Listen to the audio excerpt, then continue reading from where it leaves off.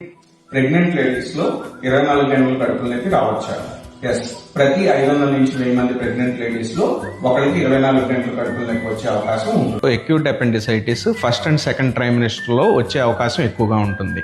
తల్లి బిడ్డ క్షేమంగా ఉండాలంటే ఎర్లీ డయాగ్నోసిస్ చాలా ఇంపార్టెంట్. 24 గంటల కడుపుల నొప్పికి ఉండే లక్షణాలు right lower abdominal pain, nausea, vomiting, fever వంటి లక్షణాలు వీళ్ళల్లో కూడా ఉంటాయి.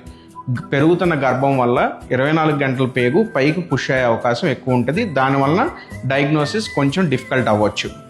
మరి డయాగ్నోస్ చేయడం ఎలా? So ultrasound is gold standard.